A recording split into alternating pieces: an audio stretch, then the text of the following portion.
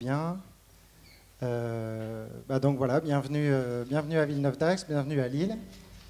Donc je suis Pierre Chenet, je suis le président du comité d'organisation. Je vous donnerai des détails techniques tout à l'heure pour tout ce qui est de votre bien-être et votre plaisir dans cet environnement nordique ensoleillé.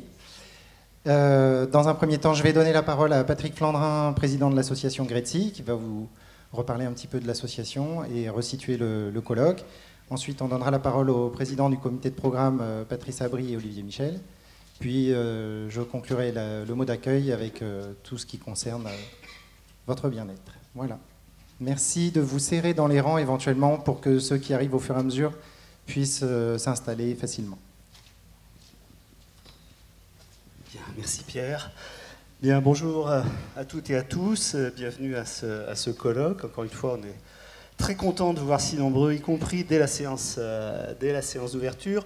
Donc je voudrais juste dire quelques mots sur le contexte qui est celui de l'association GRETSI, qui est quand même l'association organisatrice de ce colloque biennal, pour rappeler qu'en fait c'est une aventure qui a commencé il y a très longtemps, puisque ça remonte à 1958, avec André Blanc-Lapierre, père fondateur du traitement du signal français, on peut le dire, et son élève Bernard Pissin-Bonneau, et qui ont créé cette association dont l'article 1 des statuts précise de manière à peu près claire les objectifs, c'est-à-dire de soutenir et d'animer la communauté française et francophone de recherche et d'enseignement dans le domaine disciplinaire du signal et des images, qui en 1958 n'était pas encore un domaine extrêmement bien défini, mais aussi de susciter des liens entre recherche universitaire et industrielle, et d'améliorer la visibilité de la discipline et d'une certaine façon de la faire connaître, prospérer, et mieux perçu par l'ensemble du champ scientifique.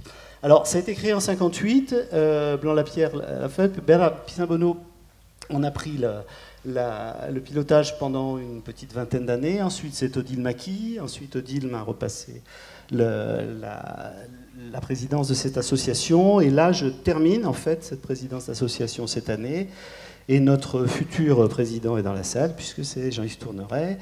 J'en redirai un petit mot tout à l'heure. Alors, au terme de structure, ce qu'on a dit, c'est que l'idée, c'était au départ d'assurer cette structuration avec un partenariat qui n'existait pas, qui était un rapprochement, ça c'est historique, université, marine nationale et industrie.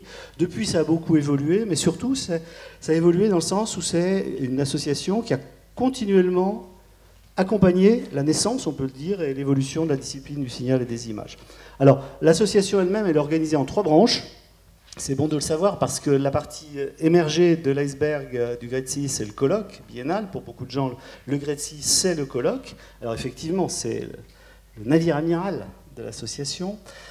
Colloque biennal, en ce moment, c'est Patrice Abry et Olivier Michel qui en sont les présidents de branche, qui vous parleront plus spécifiquement de ce colloque-ci. Donc c'est un colloque qui est biennal depuis 1967. Alors je pense que vous vous souvenez, pour beaucoup d'entre vous, qu'il y a 2 ans, on a fêté les 50 ans du colloque à Juan-les-Pins, en retournant sur la French Riviera, qui était l'endroit initial où se passaient ces colloques-là. Aujourd'hui, on est à Lille, donc on continue en fait un Tour de France qui a été initié à partir de 1997 avec Grenoble. Et puis bon, on rajoute toujours le petit cocorico que le premier colloque essentiellement dédié au traitement du signal a été fait par le GRETSI en 1967 et que le premier colloque ICASP est arrivé 9 ans après seulement. Voilà. Alors ça reste un rendez-vous important de la communauté, parce que si on regarde en moyenne ce qui se passe au cours des années, cette année, Pierre nous en dira certainement la vérité des chiffres tout à l'heure, on est à l'ordre de 450 participants, et c'est un chiffre qui ne se dément pas. Alors en fait, il y a d'autres activités dans l'association. Alors il y en avait une qui était une activité liée à la revue, pilotée par David Brie, qui avait été initiée par Jean-Louis Lacoume en 1984, avec la création d'une revue francophone de traitement du signal et des images, qui s'appelait Traitement du signal, et qui a vécu sa vie jusqu'à 2018. Et maintenant, on est dans une phase qui est une phase, on va dire, d'interrogation, mais qui nous dépasse dans la mesure où on est aussi dans un système où on doit repenser ce que veut dire la publication scientifique. Et clairement, il y a des formes à inventer. L'association y réfléchit et vous serez certainement amené de toute façon à donner vos avis sur ce type d'évolution. Puis il y a une branche recherche qui est pilotée par Caroline Chaud, et cette branche recherche, c'est quelque chose qui travaille de manière étroite avec une autre structure que pour la plupart d'entre vous connaissent très bien, qui est le GDR ISIS, et qui est un gros GDR du CNRS. Alors, on a d'autres actions complémentaires, parce que l'association GRETSI est aussi celle qui est pilotage de l'école d'été de Peiresc, qui est une école annuelle depuis 2006, et je pense que beaucoup de gens dans la salle sont passés par Peiresc à divers titres. Pour certains, j'en connais un par exemple qui est là, en première ligne, qui est arrivé comme étudiant, qui ensuite est revenu, Pierre, comme directeur de session. Voilà, donc il y en a d'autres qui ont fait ce genre de circuit, qui ont donné des cours, etc. Donc ça, c'est quelque chose qui tourne tous les ans. L'an dernier, c'était la science des données. Cette année, c'était la géométrie de l'information. Il y a aussi l'association au prix de thèse que l'on décerne conjointement avec le club EA et le GDR ISIS, annuellement, depuis 2010. Et là, c'est aussi une tradition dans ce colloque, et c'est cette fin d'après-midi que ça se passera, que les récipiendaires des 2 années précédentes fassent un exposé sur leurs travaux de thèse dans le cadre du colloque GRETSI, ce qu'on aura en fin d'après-midi aujourd'hui. Et puis il y a aussi des actions qui sont des actions de soutien, comme on l'a dit, puisque ce qu'on veut, c'est aussi aider à promouvoir la discipline, qui peuvent être soutien des manifestations, les journées sciences et musique de Rennes par exemple, mais aussi d'autres actions de promotion grand public de la discipline qui peuvent aller par aussi d'autres formes de publication, je pense à des dossiers interstices, des choses de ce genre-là. Alors, pour résumer, l'association GRETSI, elle se veut comme une voix pour une communauté qui est importante, donc elle essaie de porter cette voix en étant en lien, évidemment, scientifiquement avec, du côté recherche, la section essentiellement 07 du comité national, même s'il y a d'autres sections, dont la 06, qui peuvent être concernées, et puis avec essentiellement la section 61 du CNU, qui est aussi un gros volume d'enseignants-chercheurs, et elle fonctionne par l'intermédiaire d'un conseil d'administration, et ce conseil d'administration est formé d'une 50aine de membres à peu près, dont le principe est qu'ils sont cooptés pour 3 ans avec des mandats renouvelables et pour lesquels on essaie d'assurer une représentativité qui soit thématique, géographique et de genre. Voilà. Alors, le bureau, comme pour toute association, il y a un bureau qui s'assure du bon fonctionnement de l'association. Donc il y a une présidence. Alors j'ai assuré cette présidence de 2009 à aujourd'hui. Là, aujourd'hui, je passe le relais à Jean-Yves Tourneret, qui a été élu par le conseil d'administration l'année dernière et qui va me remplacer, à qui je souhaite le tout meilleur pour les 10 ans qui viennent. Il y a un secrétariat qui est assuré par Philippe Cibla, un trésorier, Paulo Gonzalves, et il y a des présidents de branche. Donc on a déjà évoqué Patrice Abri, Olivier Michel pour le colloque, David Brie pour la revue, Caroline Chaud pour la recherche. Et puis aussi, dans cette partie, il y a toute une partie en fait de l'action de l'association par le CA qui est invisible pour les gens qui viennent juste pour le colloque, on va dire. Et puis il y a aussi une partie encore plus souterraine, d'une certaine façon, mais non moins importante, qui est l'assistance de Dominique Ginac en tant que webmestre, et puis d'Olivier Jarraud en tant que comptable de l'association, qui font tourner au quotidien l'association dans son fonctionnement. Et l'idée, c'est d'avoir effectivement, avec l'ensemble de toutes ces personnes, un relais entre la communauté et les structures, les tutelles, etc. Donc il y a 2 sens de fonctionnement, c'est-à-dire que vous, en tant que communauté, même si vous ne faites pas partie du CA, et vous pouvez le faire, vous pouvez souhaiter en faire partie, venir nous voir, etc. Vous pouvez faire remonter des propositions par les gens qui y sont de manière bottom-up. Et puis nous, on peut aussi essayer de faire en sorte que ce qui est hérité des discussions et des contraintes qui viennent des structures et des tutelles redescendent dans la communauté et soient portées à sa connaissance. Voilà, donc ça a dressé un panorama. Donc maintenant, je voudrais quand même passer une toute petite phase de remerciements. Donc il y en a une qui est évidente, qui est pour ce colloque-là. Je ne saurais trop remercier l'ensemble de tous les gens qui ont œuvré à ça. Donc évidemment, Pierre Chenet et toute son équipe. Je ne vais pas énumérer tout le monde. Je pense qu'il se chargera de remercier lui-même par ruissellement tous les gens qui ont travaillé avec lui. Bon, remercier évidemment tous ceux qui sont là par leur présence, tous les gens qui continuent à soutenir le colloque aussi en soumettant des papiers, des bons papiers, avec un programme très intéressant, tous les orateurs invités qu'on a, etc. On a un très beau programme qui nous a été préparé, c'est super. Et puis bon, moi je voudrais profiter du fait que je m'en vais, sans m'en aller, je reste quand même dans la communauté, mais que je sors de la présidence et que je sors du conseil d'administration du GRETSI pour remercier tous les gens avec qui j'ai pu travailler pendant 10 ans. Alors je ne vais pas les nommer individuellement, ça serait un petit peu long. C'est évident qu'il y a tous les gens qui ont participé à tous ces conseils d'administration. Il y a tout le bureau avec actuels avec qui je travaille. Il y en a d'autres auxquels je suis particulièrement attaché, en particulier Odile Maki. Je ne sais pas si Odile est déjà arrivée, mais je tiens à la remercier pour m'avoir mis le pied à l'étrier de cette aventure-là, qui est une très belle aventure. Et je pense qu'on va maintenant, avec le passage de relais qui s'est amorcé et qui devient effectif avec Jean-Yves, continuer exactement de la même façon, voire en amplifiant les actions du GRETSI. Donc je vous souhaite, petit 1, un excellent colloque GRETSI 2019. La cuvée s'annonce très belle.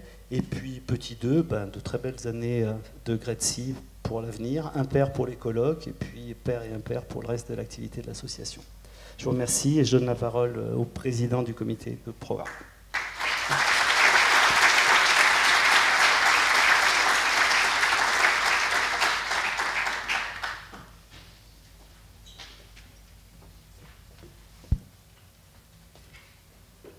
Vas-y, tu peux commencer. Voilà le flyer. Chers et chers collègues, bonjour. C'est 2 ans à peine après Juan-les-Pins. C'est un très grand plaisir de vous accueillir ici à Lille. Et c'est un grand plaisir pour Olivier et moi de déclarer ouverte cette 27e édition du colloque GRETSI. Il nous semble à Olivier et moi que ce colloque se porte bien, même très bien. Plusieurs signes le montrent. D'abord, Lille affiche des températures qui doivent rendre un peu nerveux les collègues niçois à l'heure actuelle. Lille n'est pas très loin des plages, mais malgré tout, fin août à Lille, je pense que ce n'était pas la destination prioritaire de tout le monde. Et malgré tout, vous êtes très nombreux à être présents. On l'a évoqué, plus de 450 inscriptions, il y avait près de 400 papiers soumis. Un peu plus de 300 et quelques, Pierre, tu redonneras les chiffres, qui ont été acceptés. L'ensemble des communications est bonne, donc cette attraction, cette présence montre l'intérêt de tout le monde au colloque GRETSI. Et puis le comité de programme avait entrepris, avec l'aide technique de Dominique Ginac, que je remercie aussi très chaleureusement pour l'efficacité de son travail pour cette opération-là. Nous avions entrepris donc de mettre à jour la liste des relecteurs. Vous savez qu'il y avait un petit peu des doublons et des petites difficultés. Et nous avions choisi qu'il faille que chacun fasse une action, réponde à ce mail pour qu'il continue à être ou il s'inscrive dans la liste des relecteurs. Et il y a eu plus de 500 personnes qui ont manifesté leur souhait d'être relecteurs pour GRETSI, ce qui, à notre avis aussi, montre tout à fait l'intérêt de ce colloque, que tout le monde porte à ce colloque. Le comité de programme, que je remercie aussi pour son excellent travail dans la phase de relecture, qui s'est, malgré des petites hésitations, très bien passé à mon sens. Le comité de programme va donc continuer à travailler pour améliorer les prochaines éditions. Il va notamment réfléchir à mettre en place une procédure de renouvellement. Donc les gens qui seraient intéressés peuvent se manifester directement auprès d'Olivier et moi ou auprès de n'importe quel membre du comité de programme. La forme du renouvellement n'est pas encore décidée, mais on le rendra public incessamment. Et puis, Dominique Ginac travaille aussi au fait que les actes des publications GRETSI soient disponibles et en ligne après les colloques. Donc c'est quelque chose qui sera dans un futur sur lequel je ne vais pas m'engager, mais qui est proche, qui sera fait et qui contribuera à augmenter la qualité des publications GRETSI, qui, comme Patrick l'a indiqué, est déjà très très bonne. Voilà, sans attendre davantage, je vais laisser la parole à Olivier qui va nous parler de cette édition. Merci Patrice.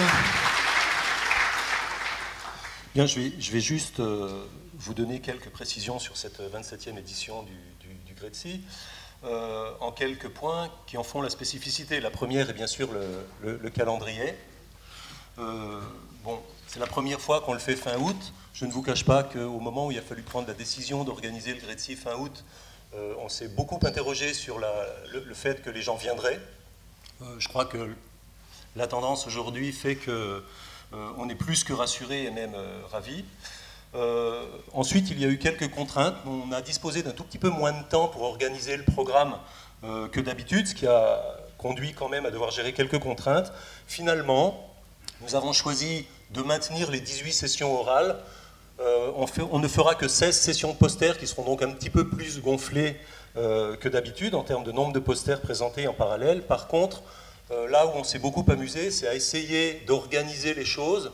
Si on y a échoué en certains points, vous nous le pardonnerez, de sorte qu'une personne travaillant sur un thème donné puisse ne pas avoir une session orale, une session poster en parallèle. Et en gros, on a essayé de s'arranger pour que chaque thème ait une activité sur chacune des 4 journées. Ça, c'est pour éviter les gens qui viennent le lundi et repartent le mardi matin. Au total, il y aura donc eu plus de 300 communications, ce qui est avec un taux de réjection de 14% hors session spéciale, ce qui me conduit quand même à préciser que le niveau moyen de propositions que nous avons eu à expertiser est plutôt bon à très bon.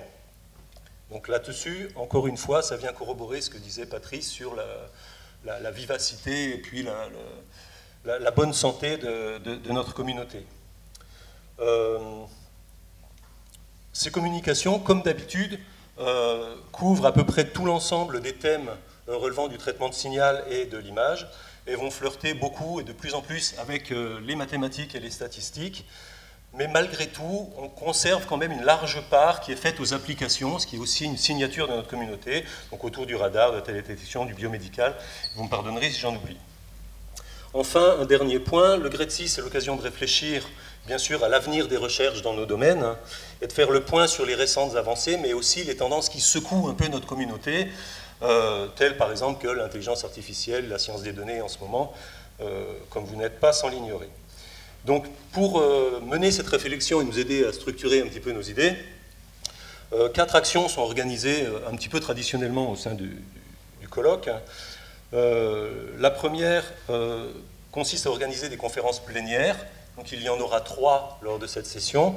La première sera donnée par Gabriel Perret d'ici quelques minutes. Ensuite, il y aura demain Émilie Kaufmann et jeudi Jocelyne Trocaz. Et enfin, traditionnellement, nous accueillons aussi une conférence de prestige qui aura lieu mercredi, qui sera donnée par Jean Jouzel, qui va donc parler un petit peu de changement climatique. Donc cette conférence de prestige étant le 2e axe de structuration de nos idées. Le 3e, c'est une table ronde qui va vous être proposée à l'initiative du comité d'organisation lilloise, donc je ne vous en dirai pas beaucoup plus, Pierre précisera. Et enfin, il y aura une 4e action autour des sessions spéciales qui porteront respectivement sur la géométrie différentielle pour le TSI au service de l'art et du patrimoine, et les outils mathématiques pour l'apprentissage automatique. Voilà un petit peu ce qui fait la couleur spécifique de cette édition lilloise.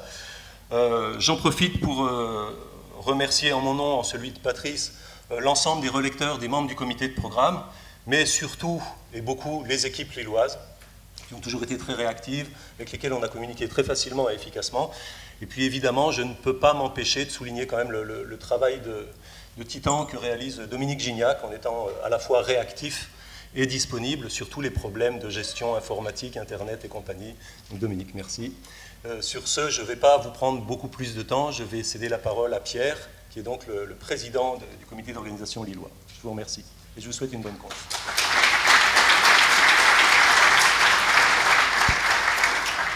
Merci. Bon, ben voilà, on y est. Nous, ça fait des mois qu'on y pense, qu'on voit cette salle vide, qu'on se projette dans l'idée d'y voir du monde et d'avoir ce slide derrière moi pour enfin vous dire bienvenue au GRETSI. Alors forcément, tout ça, la première étape, c'est l'étape que personne ne voit, c'est l'étape de montage du colloque et de comment on finance tout ça, comment on organise tout ça, des lieux, vous nourrir, vous abreuver, mais vous transporter, vous indiquer des hôtels, etc.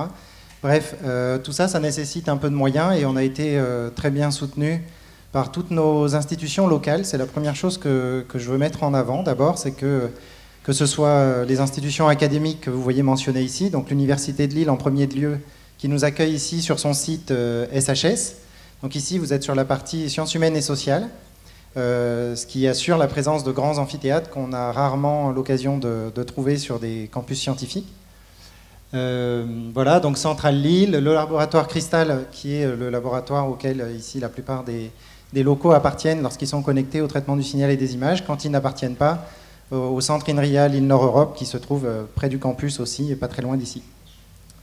Donc on est accueillis, alors ça s'appelle une édition lilloise, mais en termes de commune d'accueil, on est accueilli à Villeneuve d'Ascq, à laquelle vous accédez en métro facilement depuis la ville. Et puis par ailleurs, donc je dois mentionner l'ICIT et l'IMT Lille-Douai, la région. Hello Lille, c'est l'agence tourisme qui nous a fourni tout un tas d'informations et de supports pour l'organisation. Et puis bien sûr, je dois mentionner nos soutiens industriels. Donc je remercie chaleureusement Orange, l'IFP Énergie Nouvelle, CEA Tech et Thales pour leur soutien et leur présence au colloque, parce que c'est important pour nous aussi d'y rencontrer des industriels. Je vais essayer d'aller vite. Donc d'abord le premier chiffre, effectivement, alors c'était 447 vendredi et c'est devenu 450 vendredi soir. Donc on peut dire 450 participants, donc on est ravis d'avoir une bonne fréquentation, alors qu'effectivement tout un tas de questions ont été posées et sur le choix de ce lieu si nordique et donc supposé glacial et pluvieux. Et en fait, voilà, je vous laisserai constater. Et puis la deuxième chose, donc c'est tous les aspects pratiques, pardon. Donc le Wi-Fi, la solution qui vous est proposée pour l'instant, c'est du ROAM. Donc j'espère que ça fonctionnera pour tout le monde. Si jamais vraiment ça posait des soucis, faites-en nous part, on tâchera de trouver des solutions. Point très important, les déjeuners seront pris de l'autre côté de ce qui s'appelle le forum. Donc le forum, c'est la grande esplanade que vous avez traversée en arrivant et qui définit le niveau 2, le niveau du forum. Donc quand vous arrivez, vous êtes déjà au 2e étage. Et ça, c'est le niveau forum. Quand vous êtes arrivé, vous aviez sur votre droite la bibliothèque universitaire et sur votre gauche le restaurant universitaire auquel on ira déjeuner à partir de demain midi, entre 12h30 et 14h. Pour les transports, on vous a remis, avec vos badges, on vous a remis des passes 24, une succession de passes 24 heures qui devraient couvrir la durée du colloque. Je vous suggère juste, éventuellement, je l'ai réalisé a posteriori, de peut-être les numéroter si vous voulez les reconnaître, parce qu'ils sont a priori indistinguables. Voilà, une appli que vous avez peut-être déjà installée qui vous permet de faire votre propre agenda et de suivre le programme, y compris d'y trouver des informations pratiques. Et si jamais on a des informations de dernière minute, éventuellement on les postera là. Et puis, j'en reparlerai tout à l'heure, on a un premier rendez-vous ce soir. J'espère que vous n'avez pas amené de maillot, parce qu'il n'y en a pas besoin.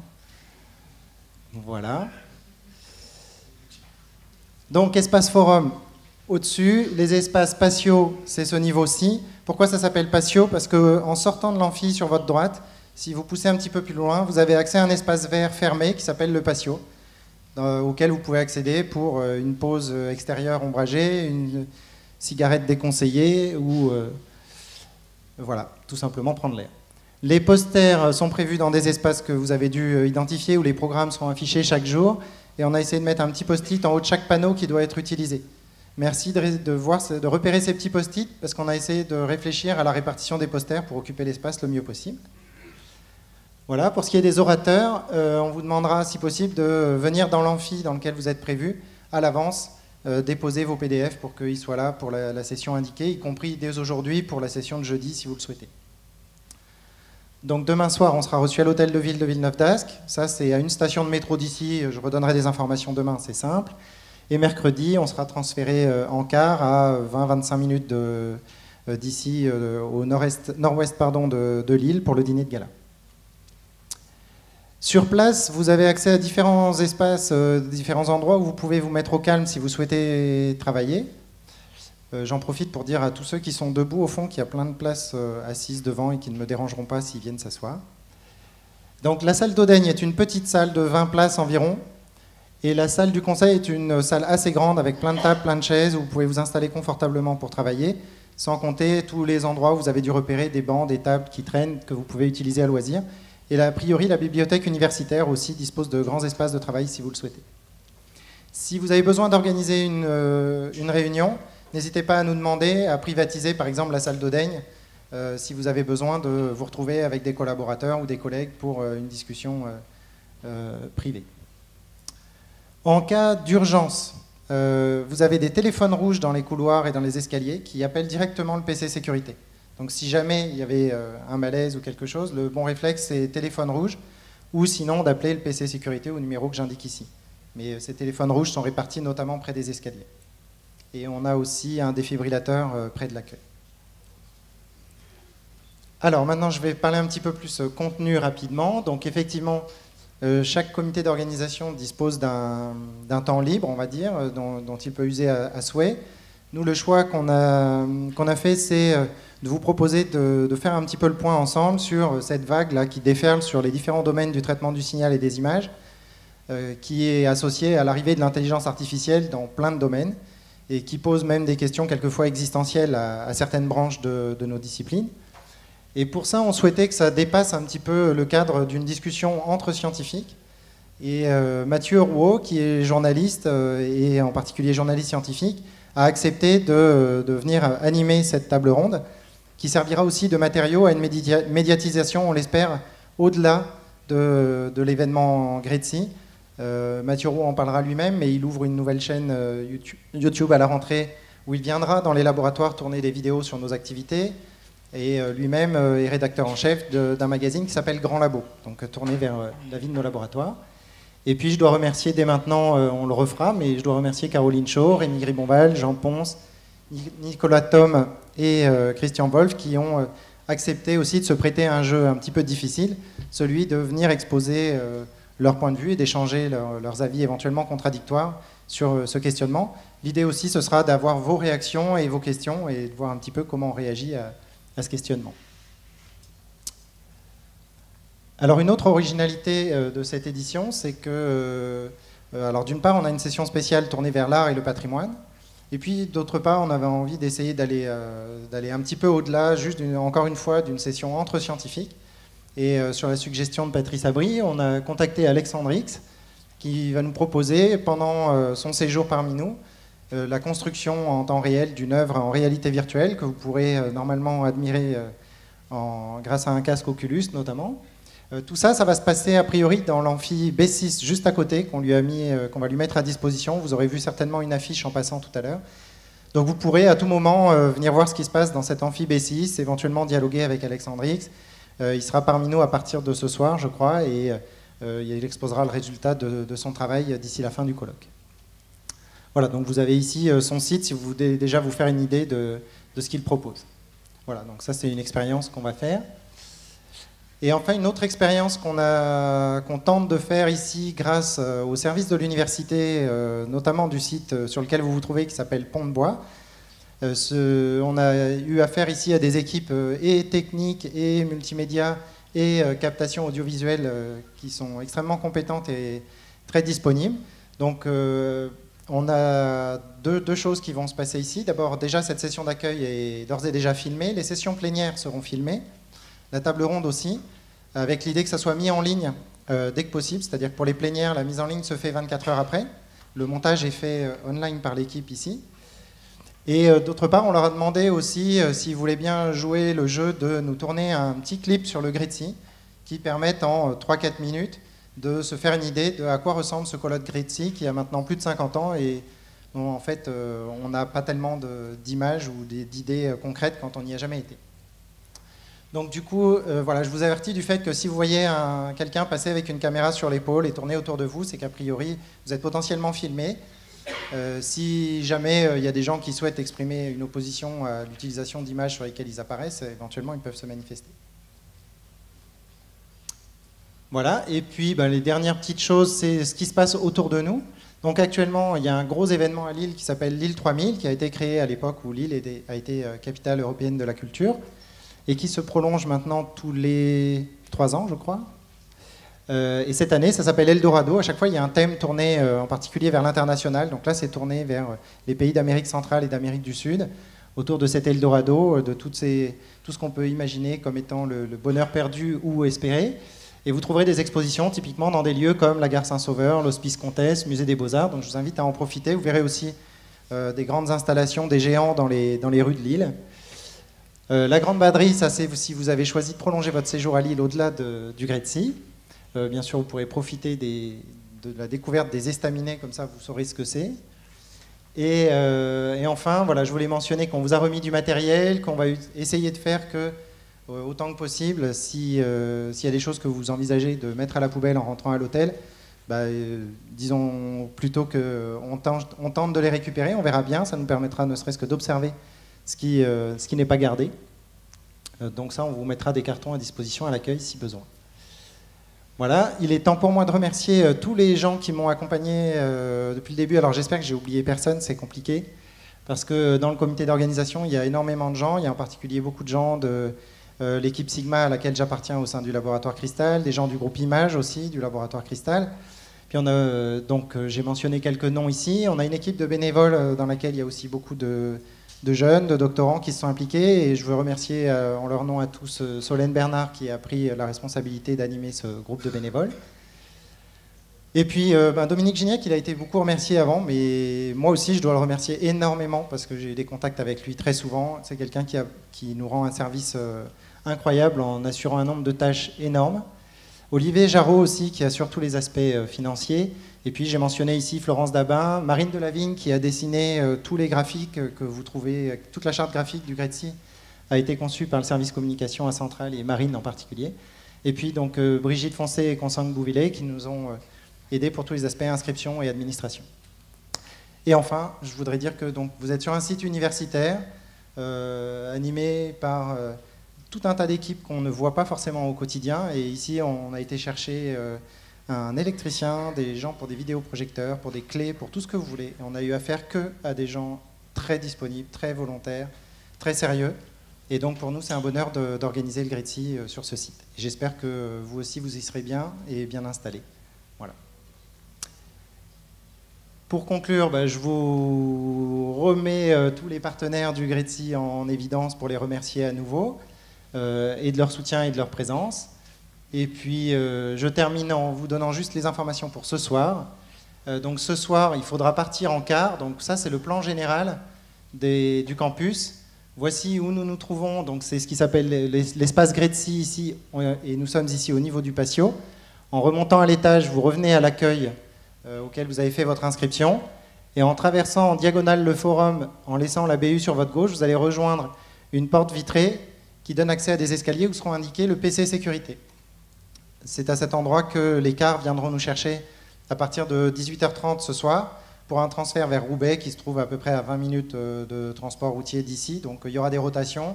Il y a 7 cars en tout qui doivent nous transférer. Donc je pense que vers 19h30, tous les cars auront fini le transfert. Et voici donc à quoi ressemble la piscine qui nous accueille ce soir. Il s'agit d'un musée d'art contemporain installé dans une piscine Art Nouveau qui date du début du XXe. Voilà. Donc c'est un lieu qui nous a paru intéressant de vous faire découvrir à cette occasion. Je vous remercie de votre attention et je vous souhaite un bon séjour à Villeneuve d'Ascq et à Lille.